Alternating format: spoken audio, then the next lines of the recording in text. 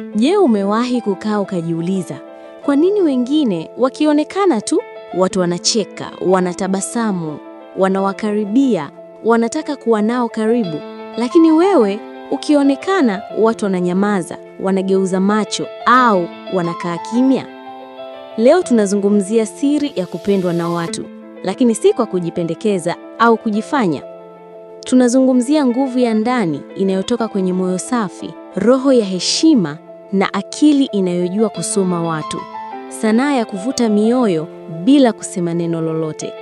Kabla hatujaanza, bonyeza subscribe, like hii video, toa maoni yako hapo chini na share hii video kwa sababu leo tunaenda kugusa eneo ambalo wengi wanashindwa kulielewa. Uhusiano wako na watu ndio daraja la mafanikio yako. Ukikosea hapa, unaharibu kila kitu. Ili wewe uwe mmoja wa watu wanaokubalika kwa watu wengine, kuna mambo machache tu unatakiwa kuyazingatia kwenye maisha kama ifuatavyo. 1. Onyesha hamu ya kweli kwa watu wengine. Kila mtu duniani anatamani kitu kimoja, kuhisiwa ana maana. Lakini wengi hawajali wengine, wanajali tu nafsi zao. Watu wanazungumza si kwa sababu wanapenda sauti zao, bali wanataka kusikilizwa. Ukijifunza kuonyesha hamu ya kweli juu ya mtu mwingine, unajenga uhusiano wa kipekee. Sio hamu ya kujipendekeza, bali hamu ya moyo wa kweli. Watu wanajua tofauti kati ya tabasamu la unafiki na tabasamu la upendo. Mfano halisi. Fikiria una rafiki ambaye anakutafuta tu pale anapokuhitaji. Kila ujumbe wake unaanza na bro, nisaidie. Uko tayari kumsaidia, lakini unajua huyu hajali wewe, anajali anachopata. Sasa linganisha na yule rafiki anayekutafuta kusema, vipi ndugu yangu, leo hali yako ikoje? Hata kama hana kitu cha kukupa, unamheshimu kwa sababu anakujali. Hiyo ndio siri ya kwanza ya kupendwa. Jifunze kuwajali watu hata pale huna faida nao. 2. Tabasamu, lugha ambayo huhitaji tafsiri. Smile is the shortest distance between two people. Tabasamu ni barua ya amani. Ni daraja kati ya moyo wako na moyo wa mwingine. Ni kitu kidogo, lakini kinaweza kubadilisha siku ya mtu. Kumbuka, una nguvu ya kipekee ndani yako. Ukiingia ofisini, sokoni, kanisani au hata mitaani, tabasamu lako linaweza kuwa sababu ya mtu kuanza kuamini tena katika wema. Unajua dunia imejaa huzuni, chuki, mashindano, ivu, lakini tabasamu dogo ni kama jua linalotokeza baada ya mvua nene. Hata ukiwa na matatizo, tabasamu, sio kwa kujidanganya, bali kwa kuonyesha imani kwamba hali itakuwa sawa. 3. Sikiliza kwa moyo, sio kwa masikio tu. Kuna tofauti kubwa kati ya kusikia na kusikiliza. Wengi wanasikia ili wajibu, wachache wanasikiliza ili waelewe, na hapa ndipo watu wanakosea sana. Mtu akikueleza tatizo lake, usiingilie haraka kusema hata mimi niliwahi. Hapana. Mpe nafasi ya kutoa yote, sikiliza kimya, mpe macho, mpe heshima. Mara nyingi watu hawahitaji suluhisho, wanahitaji mtu wa kusikiliza bila hukumu. Kama unataka watu wakupende, kuwa sikio la amani katika kelele za maisha yao. Watu hawasahau mtu aliyewasikiliza kwa moyo. 4. Kumbuka na tumia jina la mtu. Kila jina lina hadithi.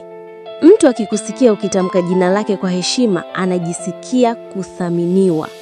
Jaribu Teo. Badala ya kusema boss, sema asante sana Mariam kwa msaada wako. Badala ya wewe pale, sema asante Abdul, umefanya vizuri. Hilo jina lina thamani, ni sauti ya utambulisho, heshima na utu. Ukikumbuka majina ya watu, unaonyesha kuwa unaona utu wao, sio tu nafasi yao. 5. Zungumza kuhusu mambo yao, si yako tu. Watu wanapenda kuzungumza kuhusu kile kinachowahusu. Ukiwa na uwezo wa kufanya mazungumzo yahusu maisha yao, unavuna upendo wao. Mfano, kama unaongea na fundi, zungumza kuhusu ufundi wake. Ukiongea na mama mjasiriamali, muulize kuhusu bidhaa zake, changamoto zake. Ukiongea na mwanafunzi, muulize anasoma nini, ndoto yake ni ipi.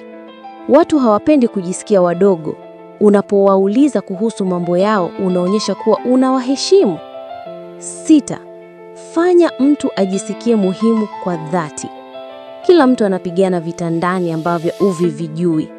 Wengine wanajiona hawatoshi, wengine hawathaminiwi, wengine wamekata tamaa. Lakini ukimfanya mtu ajisikie muhimu hata kwa maneno machache, unakuwa umefanya jambo kubwa. Maneno kama asante kwa msaada wako au nashukuru kwa jitihada zako yanaweza kuwa dawa ya moyo uliochoka.